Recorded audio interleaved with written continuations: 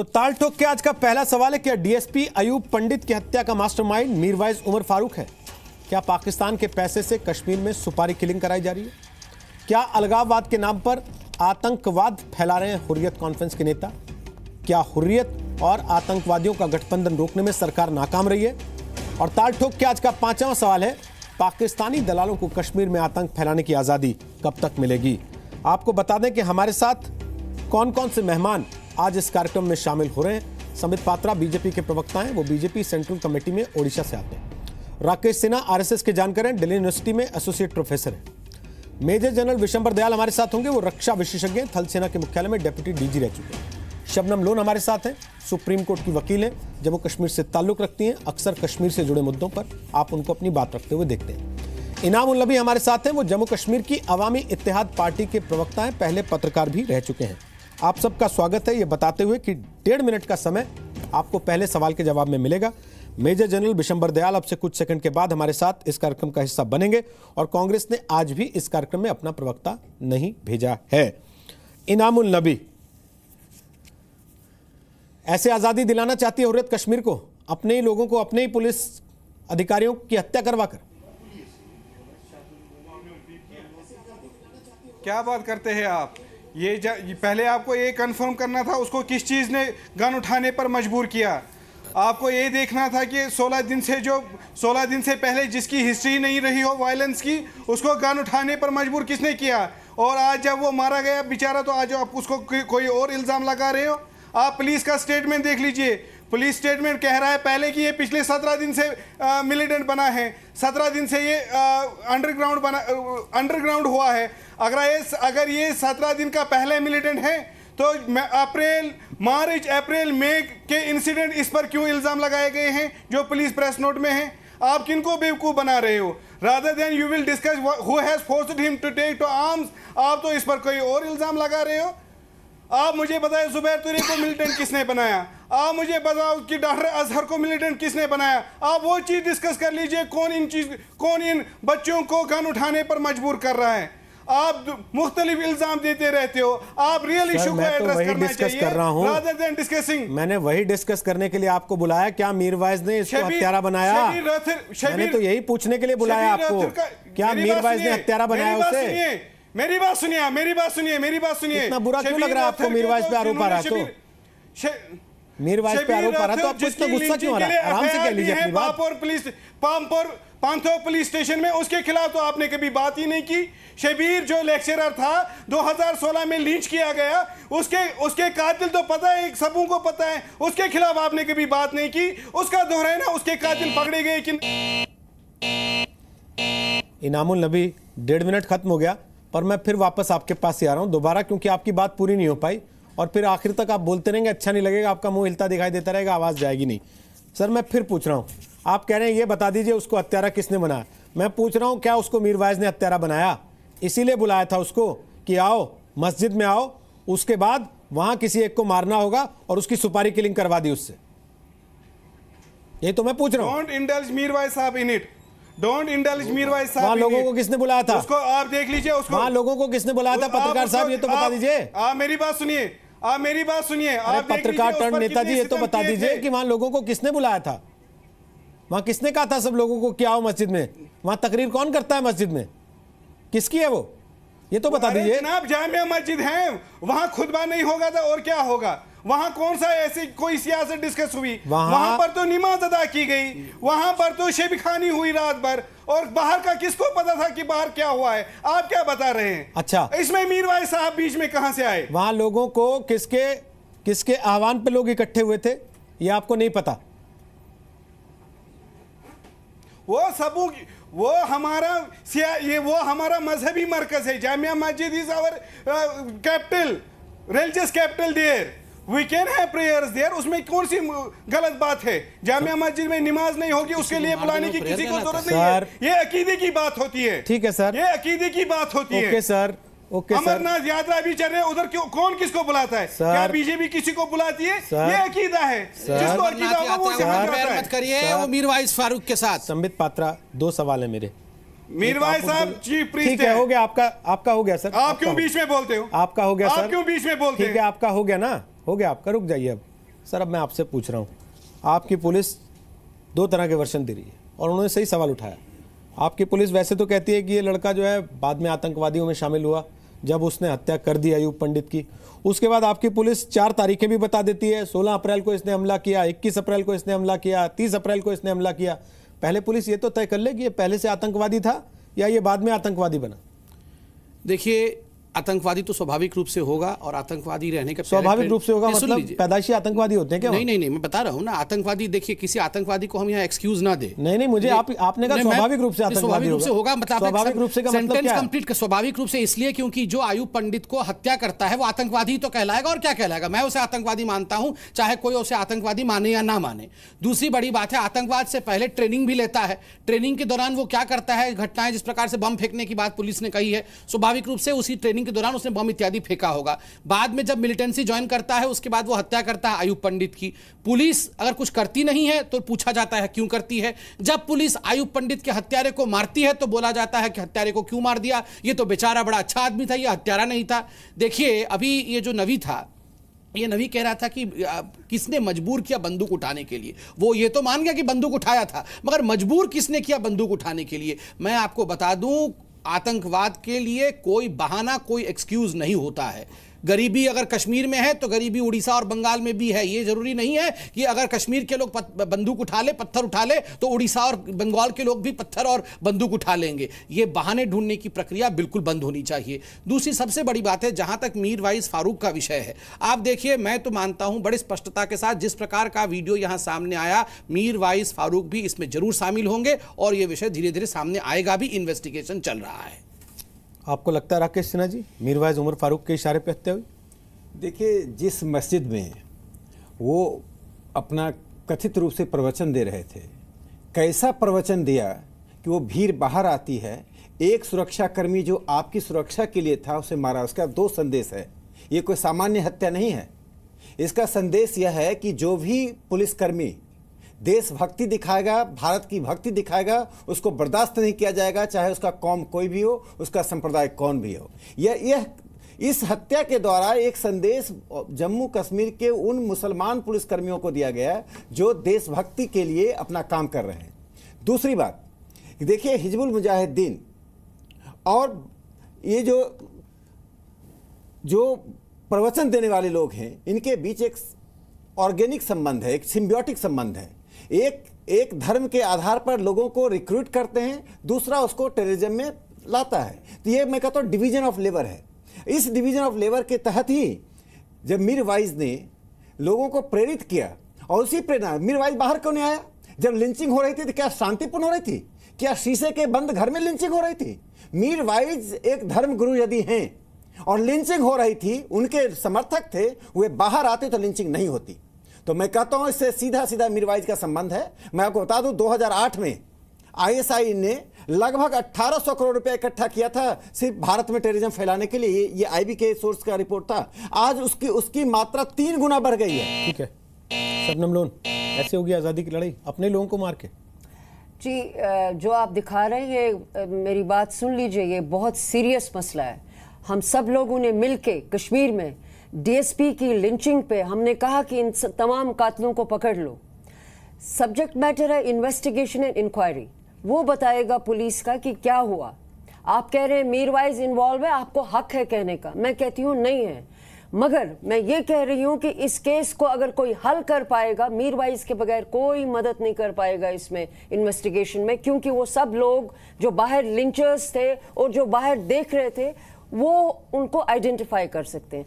अब आप देख लीजिए, ये जो इन्वेस्टिगेशन है ये आपको कश्मीर का दृश्य बताता है। पिछले 25 साल में इस पुलिस को हमेशा फ्री रन दिया गया। मैं आपको बताऊं क्यों।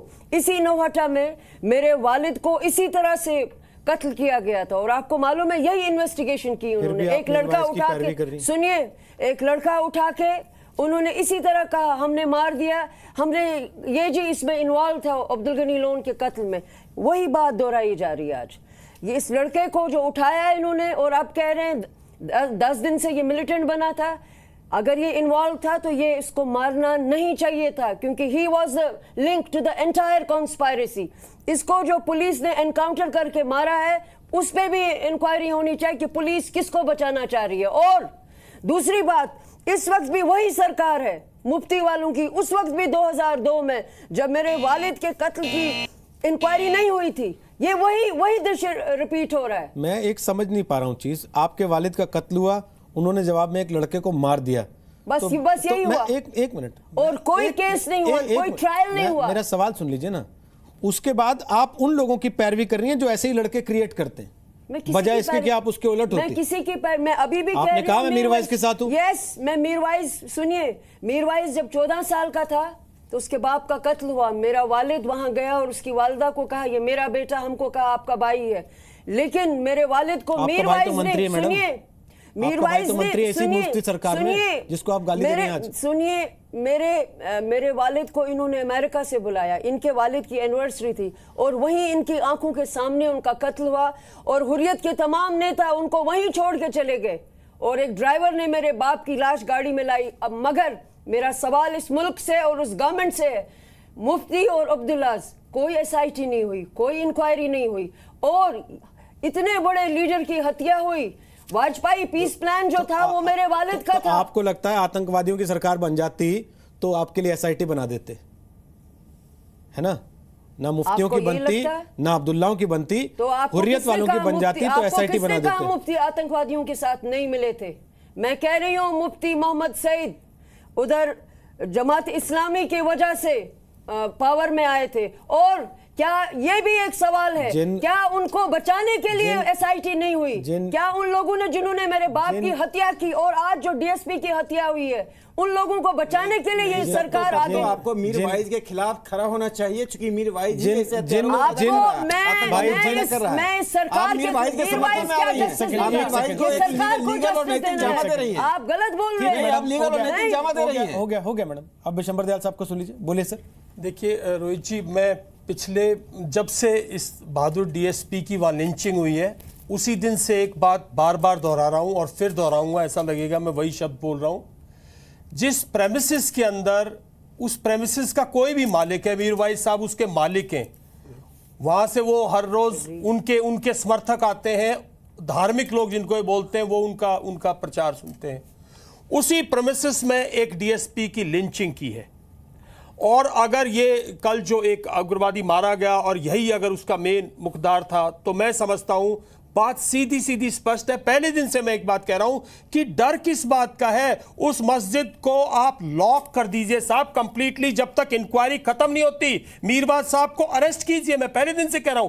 और मीरवाज साहब को नहीं, जो भी उस मस्जिद पे जिन आदमियों की जो जिम्मेवारी है, गदर तो है नहीं, मस्जिद है, वहां कुछ लोग हैं जो अशर करते हैं लोगों को, वहां कुछ लोग हैं जो गेट्स के ऊपर खड़े रहते हैं, वहां कुछ लोग हैं जो जब लोग आते हैं तो उनको बिठाते हैं और उसके बाद उनको बाहर भेजते हैं।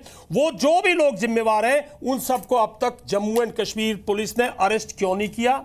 उनसे पूछताछ कीजिए और मीरवाज साहब को भी अरेस्ट कीजिए। जब तक आप इनको अरेस्ट नहीं करेंगे और फिर इंक्वायरी कीजिए, दूध का दूध पानी का पानी तब निकले। एक छोटी सी बात है, वो भी यही कह रही हैं कि अरेस्ट करना चाहिए था, मारना नहीं चाहिए था।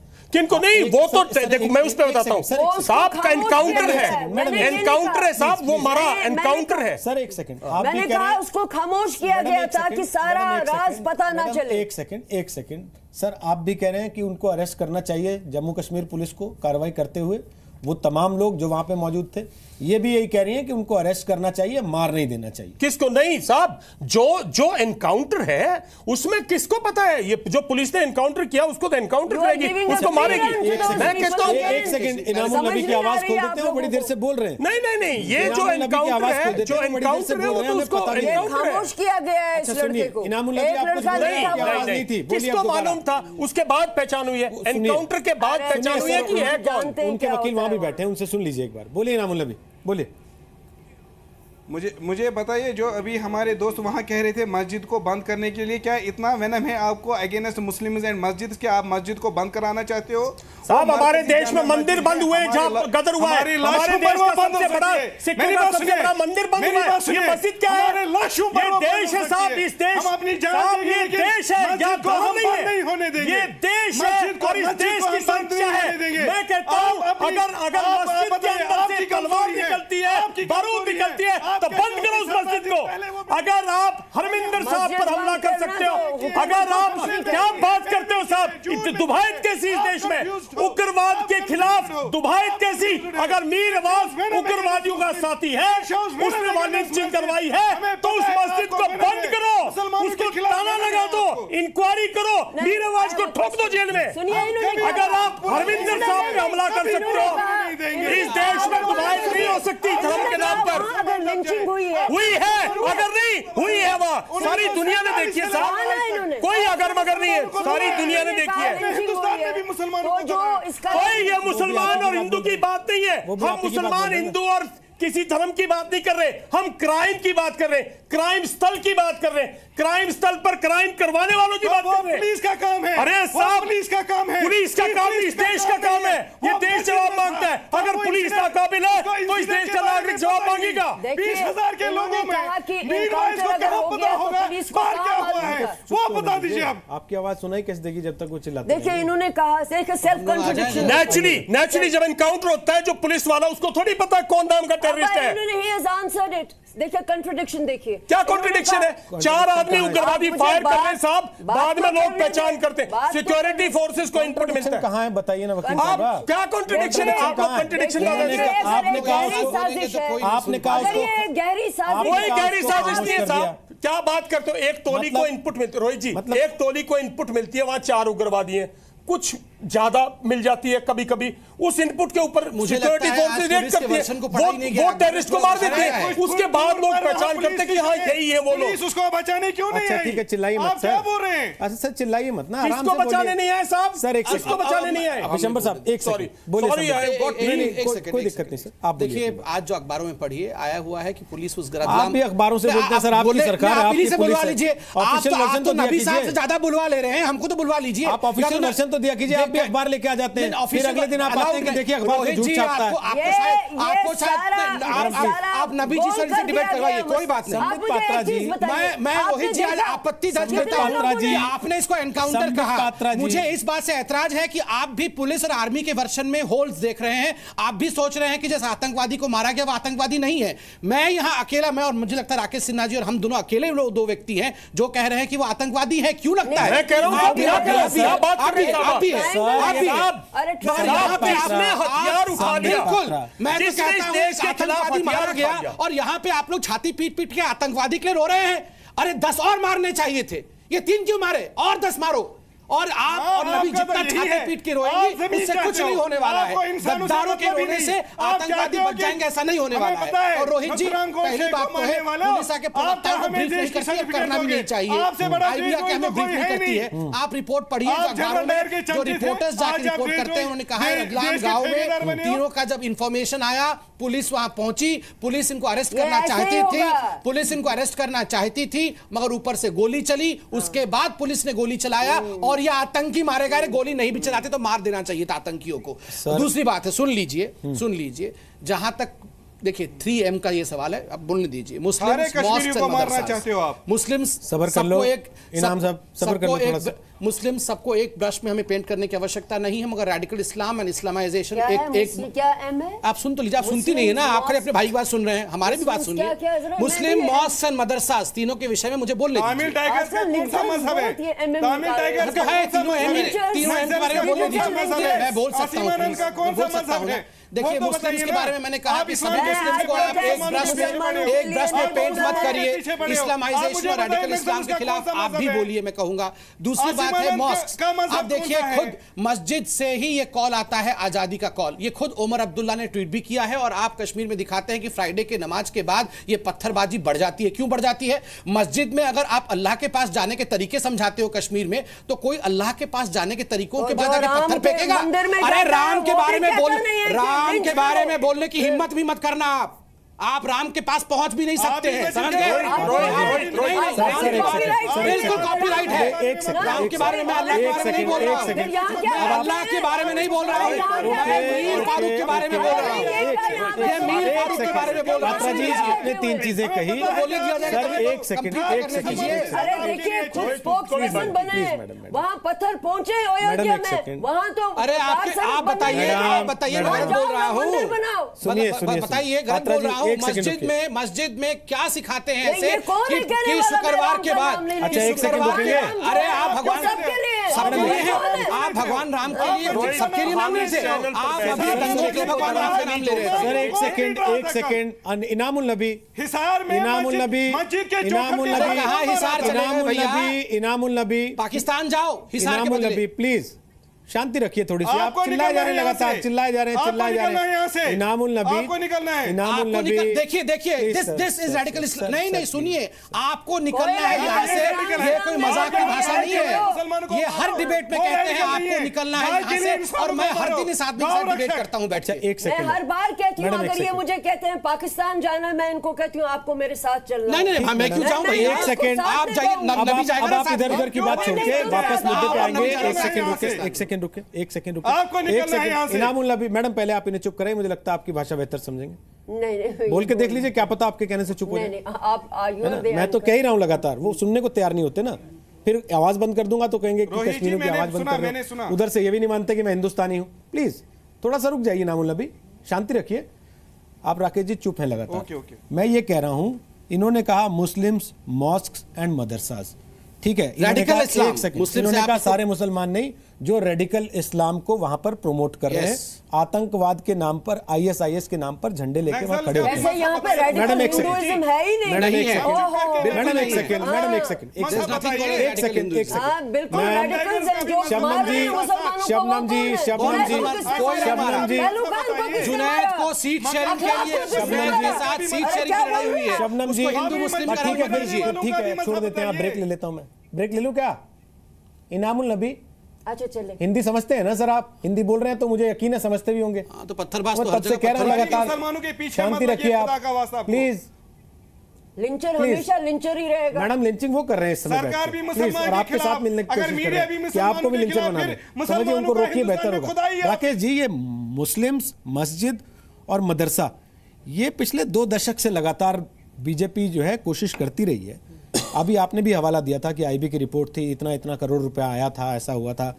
बीच में यह भी हुआ कि भाई पिछले जो समय रहे जिसमें कि नेशनल कॉन्फ्रेंस की अगुवाई वाली सरकार रही, उसमें कितनी मस्जिदें वहां पर खड़ी हो गई, उनमें पैसा कहां से आया, उनका इस्तेमाल क्या हो रहा है। तो ये सारे इनपुट्स आते हैं, वो RSS के पास आते हैं, सरकारों के पास नहीं आते क्या? और अगर सरकारों के पास आते हैं तो सरकारें उस पर कार्रवाई क्यों नहीं करती? वो सही तो कह रहे हैं, अगर कोई क्राइम स्पॉट है तो वो मस्जिद है, मंदिर है, गुरुद्वारा है, कुछ भी है, क्राइम स्पॉट है तो वहां ताला लग जाना चाहिए, तब तक जांच हो जानी चाहिए थी शुरू वहां पर। किसकी मजाल है? एक सेकंड, इनकी हुकूमत की मजाल है जामिया मस्जिद में ताला लगाने की। अरे क्या कह रहे हैं? उनको बोल लेने दीजिए, वहाँ आसमान से नीचे मिल भाई, जाएगा ये। उनको बोल तो लेने दीजिए। ऐसे टीवी पे बैठ के धमकियां नहीं देनी चाहिए शबनम जी, प्लीज मैं सच्चाई कह रही प्लीज। हूँ। आप यहाँ हैं, वहां क्या होगा क्या नहीं होगा उसकी चेतावनी आप यहीं से जारी कर दे रही हैं। फिर तो हमें मानना चाहिए मीरवाइज को भी कॉल देने की जरूरत नहीं थी, शबनम लो नहीं कॉल देते यहाँ से, रोहित जी, तब भी वहां पे लिंचिंग हो जाएगी, रोहित जी, किसी की होनी होगी तो। नहीं ना, क्या कहा आपने? तो समझिए इस बात को। नहीं, आप इस तरीके से चेतावनियां जारी मत कीजिए। आपने कहा जमीन आसमान एक हो जाएगा। इसकी माँ, इसकी आपने कहा उनके आपने मीरवाइज की नहीं है क्या? उनको नहीं छोड़ेंगे। मीरवाइज की माँ बहन नहीं है क्या? उनकी माँ बहन, उनको पाई तकमील उस लड़के की माँ बहन नहीं थी क्या?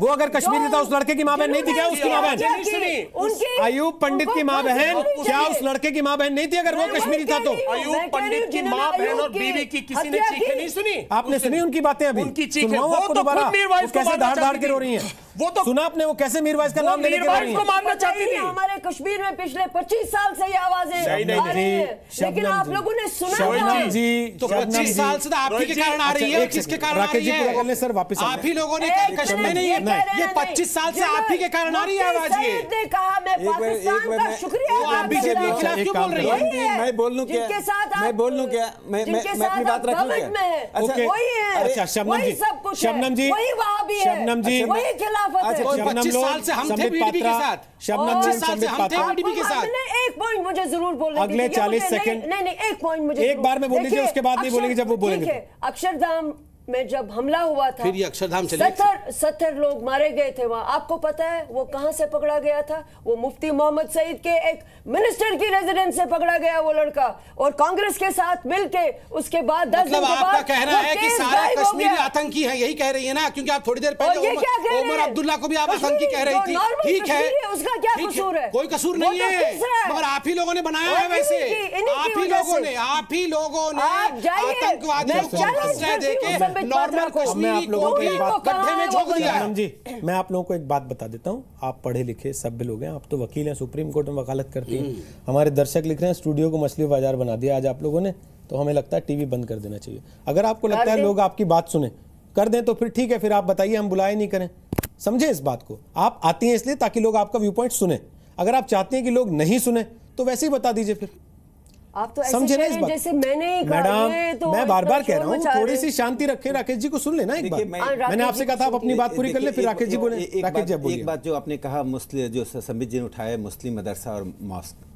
देखिए, मदरसा के अधिकांश मदरसा जो कश्मीर में है वो टेररिस्ट को की एक फैक्ट्री बन गई है, और मस्जिद उनको इंडोक्ट्रिनेट करती है। किस आधार पे आप ये कहते हैं? इसलिए मैं कहता हूं कि 90% जो कश्मीर का मदरसा अनरजिस्टर्ड है, उनके फंडिंग के बारे में कोई ट्रांसपेरेंसी नहीं है, उनका कोई अपना वेबसाइट नहीं है। दुनिया टेक्नोलॉजी पर जा रही है, सलाफी आइडियोलॉजी के लोग टेक्नोलॉजी ले रहे हैं, मदरसा टेक्नोलॉजी को नहीं अपना रहा, वो वेबसाइट पे नहीं जा रहा। ट्रांसपेरेंसी होनी चाहिए।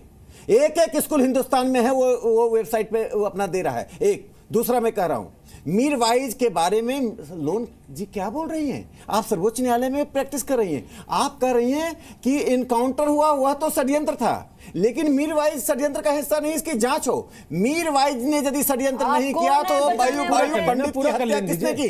अयूब पंडित की हत्या करने का गवाह यदि एक व्यक्ति अरेस्ट होना चाहिए, सरकार को एक व्यक्ति को अरेस्ट करना चाहिए, तो मीरवाइज को अरेस्ट करना चाहिए। आप मीरवाइज की वकालत करके आप टेररिस्ट के साथ जा रही हैं, आप आतंकवादियों के साथ जा रही हैं, जस्टिस ऑफ इंडिया को आप आतंकवाद के साथ जा रही हैं। ये चीफ जस्टिस आपको मालूम है? नहीं, ये चीफ जस्टिस ऑफ इंडिया है ना, इनको एविडेंस दीजिए। आप खिलाफ जा रही हैं।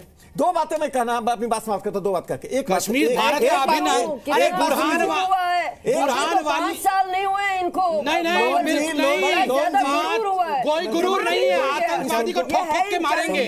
नहीं, आतंकवादी को मार, अरे अब इतने 1 साल बीत गए, बुरहान वानी को एक दिन आतंकवादी तक कह नहीं पाती है, और यहाँ कह रही है कि सबका एविडेंस लाके मुझे अभी दो, तब जाके मैं बोलूंगी। मैं रोज इनको एविडेंस लाके देता रहूं कि बुरहान वानी भी आतंकवादी था, वो सफदर क्या नाम था भट्ट वो भी आतंकवादी था, ये सारे बदमाश आतंकवादी थे। इनको रोज लाके मैं कागज सबमिट करूं, तब जाके ये बोलेंगे हाँ हाँ ठीक है आतंकवादी था।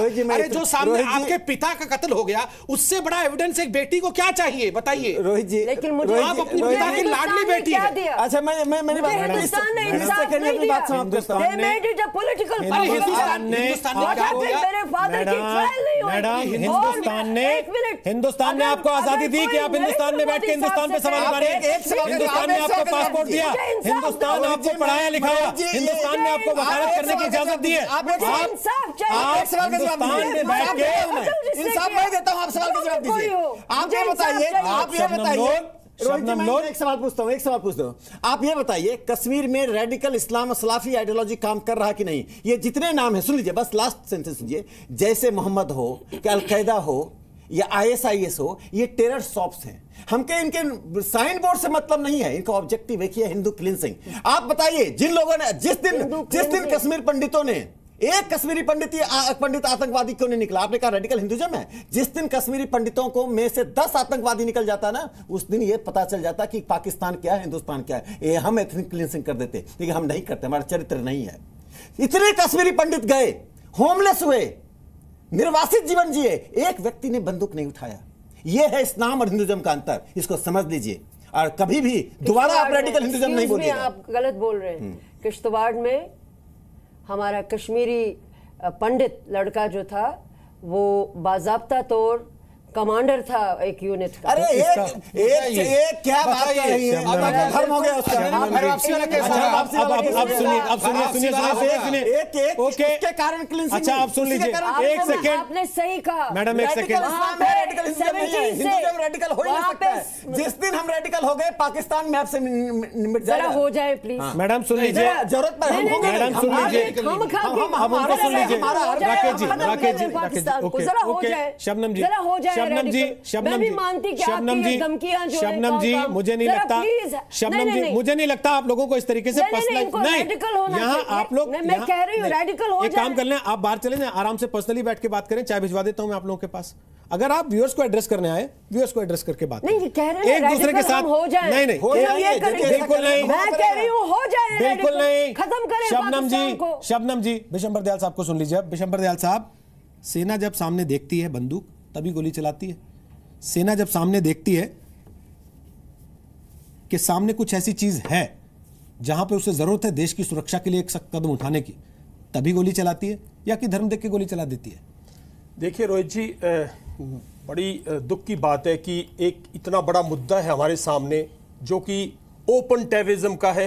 एक ऐसा टेररिज्म जिसने 28 साल से हमारे देश के खिलाफ, हमारे कॉन्स्टिट्यूशन के खिलाफ, हमारे नागरिकों के खिलाफ एक मुहिम छेड़ रखी है, जो ना हमारे नागरिकों में जो हमारे नागरिकों को एक सिरे से मारा है। उन्होंने हिंदू कश्मीरीज को मारा है और उन्होंने बहुत से गुज्जर बकरवाल और मुस्लिम्स को भी मारा है। सेना आपकी या सुरक्षा बल आपके किसी धर्म जाति पर काम नहीं करते, बहुत ही दे आर प्योरली नेशनलिस्ट। उनका एक ही एजेंडा है कि जो टेररिज्म है, और साहब इनपुट के ऊपर हमारी सेना हमारे देश में ही नहीं दुनिया के अंदर इस बात के लिए हमारी सेना की ख्याति है कि ह्यूमन का, हम ये लोग ह्यूमन राइट्स पे लड़ते हैं, हम ह्यूमन का ध्यान रखते हैं। हमारी ह्यूमन बॉडीज तो नहीं है, उसके अंदर कोई ऐसा जान माल का लेटरल खतरा तो नहीं है। हम बहुत प्रिसाइज किलिंग करते हैं। अगर सेना इतनी बेकरूर होती तो दुनिया भर के घर जले पड़े होते आज जम्मू एंड कश्मीर में। बहुत प्रिसाइज किलिंग करते हैं। जहां तक इस मुद्दे पर लौटता हूं मैं दोबारा, क्योंकि मुद्दे से मत भटको, आज हमें धर्म के साथ जोड़ के इस मुद्दे से नहीं भटकना चाहिए। एक डीएसपी, एक बहादुर जवान, एक शहादत देने वाला सैनिक, उसने एक मस्जिद के अंदर एक ड्यूटी देते हुए उसको लिंच किया गया। वो एक क्राइम स्पॉट है। इस देश के कानून के हिसाब से अगर जहां पे हम बैठे हैं, अगर यहां आज क्राइम होता है तो इसको भी सीज किया जाता है। आज हमसे भी पूछताछ की जाती है। मीरवाइज उसके मेन मुखिया हैं। मैं समझता हूं हमने बहुत देर कर दी है, और मैं पहले दिन से कह रहा हूं कि मीरवाइज और ऐसे लोगों को अरेस्ट कीजिए, उनकी कार्रवाई कीजिए, और इस मस्जिद को सीज कीजिए। जहां तक आप लोगों की बात, एक बात और रोहित, मैं फिर नहीं बोलूंगा, एक बात और कहना चाहता हूं। देखिए, सिन्हा साहब ने एक मुद्दा उठाया, इस देश के खिलाफ कहीं से प्रचार होता है, अगर कहीं से आवाज उठती है, तो मैं समझता हूं सरकार का पूरा फर्ज बनता है कि उसकी पहली तहकीकात करे। एक मदरसा, एक स्कूल, एक यूनिवर्सिटी, एक कॉलेज, देश को मत गुमराह करो, उसको बंद कर दो। मस्जिद है, मंदिर है, कुछ। और हमारे देश ने ये आजादी के बाद, ये एक हमारी सेना ने, हमारी सुरक्षा बलों ने दिखाया कि हमारा कोई धर्म नहीं है। जब इस देश की सुरक्षा को खतरा है तो कोई मंदिर मस्जिद किसी की कोई अहमियत नहीं है, कोई गुरुद्वारे किसी की अहमियत नहीं है। इस देश की सुरक्षा और इस देश के संविधान की अहमियत है सिर्फ। इस देश के तिरंगे की इनाम बैठे हैं वहां पर, क्योंकि वो बाहर है, उनको ऐसा नहीं लगना चाहिए कि मुझे बाहर ही कर दिया। उनसे भी एक सवाल पूछ लेते हैं। इनामुल नबी, आप लगातार हाथ उठा रहे हैं, बोलना चाह रहे हैं, बीच बीच में सुन लीजिए ना एक सवाल। हाँ, उस बात को साथ में ऐड कर लीजिएगा, बात को साथ में ऐड कर लीजिएगा। आप लोगों को ये तो लगता है लड़का मार दिया, इसकी जांच होनी चाहिए। सर एक सेकंड ना, एक सर छोटी सी बात, हाँ उसको ऐड कर दीजिएगा, सवाल के जवाब में ऐड कर लीजिएगा। सर ये तो कह रहा हूँ, उनको मदरसे की बात करनी है। सर आप मदरसे की बात कर लीजिए, मैं आपत्ति नहीं कर रहा हूँ आपकी बात करने पे, लेकिन दो चीजें जानते हुए कर लीजिए। अयूब पंडित की परिवार की औरतें चिल्ला चिल्ला के कह रही हैं हम इंडियन हैं, हम इंडियन हैं, और इसलिए हमें मार डाला। पहली चीज। दूसरी चीज, सर आप ये कह रहे हैं लड़के को मार डाला, इसकी जांच कर लो। अयूब पंडित को मार डाला, इसकी जांच का एक शब्द नहीं निकला आपके मुंह से। इतनी भी शर्म नहीं है? वो भी तो आप ही का आदमी था। अगर आप कश्मीरियत करते, वो भी तो कश्मीरी था। और मीरवाज में इतनी आज तक इतनी इंसानियत नहीं हुई कि वो पुलिस में शामिल हो गया तो आप लोगों ने काट दिया उसे अपने से, और मार दिया उसे, हत्या करवा दी उसकी। मीरवाज आज तक उसके घर जाके दुख प्रकट नहीं कर सके, क्योंकि उनको मालूम है वो औरतें उसको चिपट जाएंगी, उसको मार देंगी। अब मैं बात करूं, अब इसको चुप कराइए, बोलिए आप इसको चुप कराइए, एक मिनट बोलिए, इसको नहीं, इज्जत से बात करें। इनामुल नबी, इज्जत से बात करें। इनामुल नबी, आपकी तमाम देशद्रोही बातों के बावजूद हमने आपको बेइज्जत नहीं किया कभी, कम से कम भैया तू तड़ाक नहीं किया आपके साथ कभी भी। बहुत थिक स्किन सोल्जर हूं, 4-5 पुश्तों का। तेरी बातों से, आपकी बातों से मुझे अर्थ नहीं पड़ता। बड़े इज्जतदार हैं सर आप। सॉरी बात करने दीजिए। बोलिए इनामुल नबी, माफी मांगिए पहले उनसे। कोई आई एम सॉरी अगर मेरे से ओके, ठीक है, आप बात आगे बढ़ाएं। गुड आई एम सॉरी क्या आपका एजेंडा है मुसलमानों और इस्लाम को डिफेम करने का? क्या ये आपका एजेंडा है? बीजेपी का तो है, क्या आपका भी है? उनको बोलने क्या आपका भी? मेरी बात सुनिए, let me complete now, let me complete. आपने कहा, मैंने माफी भी मांगी ना, मैं मेरी बात बोलिए सर, बोलिए। आप मुझे जो मदरसा का नाम लेते हैं, आप मुझे एक मिलिटेंट का नाम बता दीजिए जो मदरसे से मिलिटेंट बना हो। अच्छा। मैं आपको 10 नाम बनाऊंगा जिनको आर्मी और पुलिस ने मिलिटेंट बनाया हो। आप टेररिज्म को, आप जिसको आप टेररिज्म कहते हैं, जिसको आप वायलेंस कहते हैं, उसको उसको उठाने पर, गन को उठाने पर मजबूर कौन कर रहा है? मदरसा या आपकी सो कॉल्ड सिक्योरिटी फोर्स? एक बंदे का नाम बताओ मुझे 30 वर्षों में जो मदरसे से मिलिटेंट निकला हो। एक का नाम बताओ, माफी मांगो। अगर नहीं है नाम, माफी मांगो, माफी मांगो। तब पहली बात है, वरना आपका एजेंडा है, वरना मैं ये समझूंगा ये एजेंडा है आपका। इनामुल नबी, एजेंडा आपका था। आप कह रहे थे मुझे जवाब देने दीजिए। आपको जो बोलना था आपने केवल वही बोला। मैंने जो सवाल पूछा उसका जवाब नहीं दिया। मैंने जो सवाल पूछा उसका जवाब दिया नहीं। मैंने कहा कि आप पैरवी कर रहे हैं मीर वाइस की, यहां बैठ के करिए, मुझे कोई आपत्ति नहीं है, आप खुली पैरवी कीजिए। लेकिन आप कम से कम जिस लड़के की मौत की जांच मांग रहे हैं, उस पुलिस अधिकारी की मौत की भी जांच मांग लेते। उसको आपने बिल्कुल ही एकदम अलग कर दिया आपने से। अब मैं जवाब दे, क्यों? क्योंकि उसकी मां बहन करिए इंडियन है। करूंगा मैं उसकी, नहीं, मैं उसकी भी बात करूंगा। कब करेंगे? अगर वो कब करेंगे? कब करेंगे? मैं कर रहा हूं ना, आप करने नहीं देते। आप एजेंडा के तहत मुझे दबा रहे हैं। एजेंडा आपका है, उसको लेके आप बैठे हैं यहाँ पर। सड़क पर आतंक फैलाना आप लोगों का एजेंडा है। आप मस्जिदों में बुला के लोगों को मरवाते हैं पुलिस अधिकारियों को आप वहां पर। उसके बाद हमसे कहते हैं एजेंडा है। आपको वेनम है, एजेंडा आपका है वहां पर ये। और उसके बाद पैरवी करते हैं आप आतंकवादियों की। आप चाहते हो ये पैरवी करते हैं आप आतंकवादियों की। पिछली बार आप बेनकाब हो गए थे। पिछली बार आप बेनकाब हो गए थे जब आपने खुद बता दिया था कि हिंदुस्तान का पासपोर्ट लेके घूमते हैं, लेकिन हिंदुस्तानी नहीं मानते खुद को। हिंदुस्तान का नमक खाते हैं, हिंदुस्तानी नहीं मानते खुद को। और ऐसे लोगों को नमक हराम कहा जाता है। समझिए इस बात को आप। और आज आप अगर नहीं समझते तो चुप रहिए। हमने दिखाया है, हमने देखा है। जवाब दीजिए उनको आप। नहीं रोहित जी, मैं आप बुरा मत मानिएगा, मैं नबी को जवाब नहीं देता। मुझे जवाब दीजिए। मैं आपको दे सकता हूं, आप कभी मत कहिएगा कि नबी को जवाब दे, क्योंकि मैं गद्दारों को और जो हिंदुस्तान को अपना देश नहीं मानते उनको मैं जवाब नहीं देता। शबनम लोन को दीजिएगा, वो हिंदुस्तान को अपना देश मानते हैं। आपको जवाब दे रहा हूं रोहित जी, बहुत सम्मान के साथ मैं कह रहा हूं, आपका चैनल सबसे विश्व में बड़ा चैनल है, हर लैंग्वेज में देखा जाता है। मुझे एक बात समझ में नहीं आती है, हम यहाँ दूध दही पानी चरणामृत से भी इस व्यक्ति को नहला दें तो आपको लगता है क्या ये कल से बोलेगा इंडिया मेरा वतन है और मैं इंडियन हूं और मुझे पाकिस्तान से नफरत है? आप इसको 100 बार पूछिए, आपका वोकल कॉर्ड खराब हो जाएगा, मगर इस आदमी का रेडिकल माइंड बदलने वाला नहीं है। माइंड और वॉइस में फर्क होता है साहब, यही तो मैं कहने की कोशिश कर रहा हूं। रेडिकलाइजेशन में हम चिल्लाते रह जाएंगे। दूसरी बात सुनिए, ये तो रेडिकल माइंड नहीं, इनको तो 72 उरें नहीं मिलनी होंगी वहां पे। ये क्या करेंगे 72 उरें लेके? With all due respect to Shabnam ji, एक महिला है और महिलाओं का इज्जत करना चाहिए, करता भी हूं, मगर ये भी रेडिकल माइंड है, ये भी रेडिकल माइंड है। क्योंकि जिस माइंड ने सुन लीजिए मुझे बोलने दीजिए, मैंने आपको सम्मान से देखिए, वी मे डिफर बट मुझे बोलने दीजिए। She is also radical mind. क्यों? अरे बोलने तो दीजिए। रेडिकल वो होता है जो दूसरों को बोलने नहीं देता है। कैसे बताइए, बोलिए पूरा। क्यों रेडिकल माइंड है? बुरहान वानी जिसके लिए आतंकवादी नहीं है, जो जिसने कई शोज में कहा कि मैं एक कंफ्यूज्ड इंडियन है, आज भी कह के आई है कहीं पर कि मैं मुझे पता नहीं कि मैं इंडियन किस तरह से हूं, मैं कंफ्यूज्ड इंडियन हूं। वो रेडिकल नहीं तो क्या है? ना you have used this term confused Indian. अरे सुन लीजिए, मुझे नहीं देगा, सुन लीजिए, सुन लीजिए, एक बात मेरी बात मैं बोल सकता हूं, फिर शुरू हो जाएगा यहाँ पे, फिर लोग बोलेंगे कि मैं टीवी बंद कर दूंगा। मैं बोल तो सकता हूं। देखिए सर सारे अलगाववादियों को पकड़िए, वो सारे थे जहां जमीन के पिता की हत्या हुई। अगर ये कहते हैं इनको सबको पकड़िए, सारे हुर्रियत लीडर वहां थे, पकड़िए सब पे केस बोल सकता हूं। मैं इतना कहना चाहता हूं कि देखिए शबनम जी, मुझे इस बात का अफसोस है, आप किसी भी आइडियोलॉजी की हो सकती हो, फादर किसी का नहीं मरना चाहिए, वो भी गोलियों से। तमिलनाडु में अगर किसी का फादर मरा है और उस फादर का अगर जस्टिस नहीं मिला है, क्या वो तमिलनाडु की महिला बोलेगी मैं पाकिस्तान चली जाऊंगी? मैं पाकिस्तान में पक्ष में वो बोलेगी हाँ मुझे जस्टिस नहीं मिला है, मुझे जस्टिस दो, मगर उसका बदला ये नहीं होता है कि बुरहान वानी को मैं आतंकवादी नहीं मानूंगी। ये किस प्रकार का बदला है? नहीं, आपके फादर को जस्टिस नहीं मिला, उसका मतलब बुरहान वानी 100 लोगों को मारेगा, आप उसको जस्टिफाई करेंगे? Is this justification?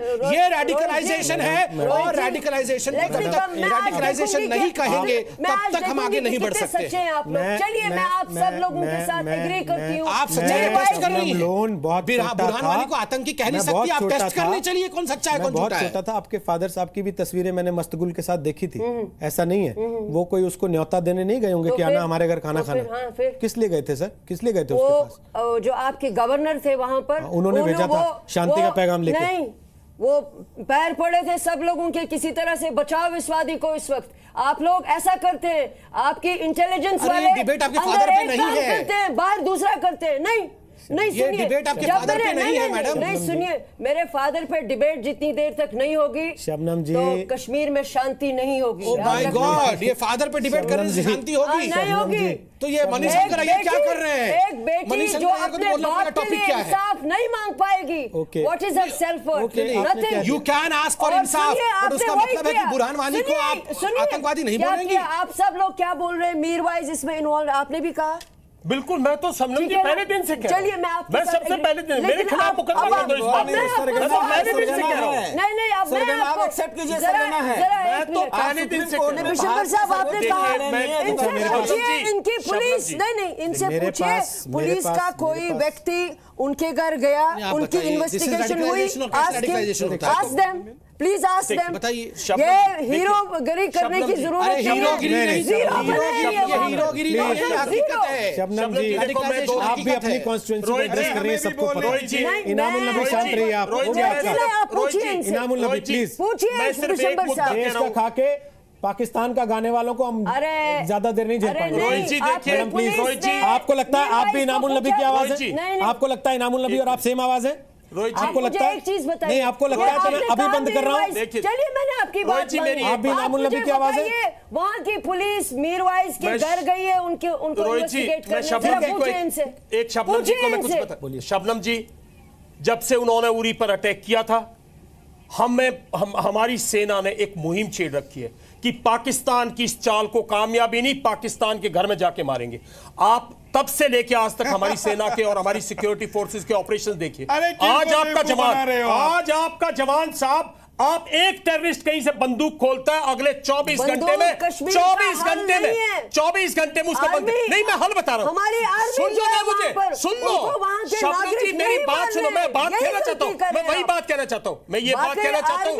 रोहित जी, मैं बात कहना चाहता हूं, एक मिनट देखिए। हिंदुस्तान की हाँ बिल्कुल जागीर है, तो मैं ये कह रहा हूं बीजेपी की जागीर नहीं, किसी की नहीं, इस देश की जागीर है साहब, इस देश की जागीर है इसमें। रोहित जी, मैं सिंपल बात कह रहा हूं, आज हमारी सेना, आज हमारी सिक्योरिटी फोर्सेस ने चरम सीमा का ऑपरेशन कर रखा है। उग्रवादी जो आज के दिन बिल्कुल कॉर्नर्ड है, जितनी पॉलिटिकल पार्टीज है, पॉलिटिकल वर्कर्स हैं, और ये कार्रवाई करें मीर आवाज पे और यही मेरा सवाल है सर। इनको अरेस्ट कीजिए। अगर संबित पात्रा जी अलगाववादियों को आतंकवादी कहते हैं, अगर इनकी पार्टी कहती है कि हमारी पॉलिसी बड़ी क्लियर है, हम इनसे कोई बात नहीं करेंगे क्योंकि हम इनको आतंकवादी मानते हैं, तो जैसे एनकाउंटर आतंकवादियों के हो रहे हैं, क्यों नहीं रहे? तो सिक्योरिटी लेके घूमते हैं। इनको साहब वहां से कम दूर करिए, दूर करिए, निकालिए वहां से, किसी कैंप में बिठा दीजिए, जम्मू एक कैंप में बिठा दीजिए। उसने क्या कहा? पत्थरबाजों को बुलाया है, उसको चीफ मिनिस्टर बने रहने से समय खत्म हो गया, ये यहाँ समय खत्म हो गया। माफी मांगी। अरे बेटी है, महबूबा मुफ्ती बेटी है, मुसलमान है, उसको चीफ मिनिस्टर बनने दो। चलिए समय खत्म हो गया, समय खत्म हो गया। धन्यवाद आप सबका, समय खत्म हो गया।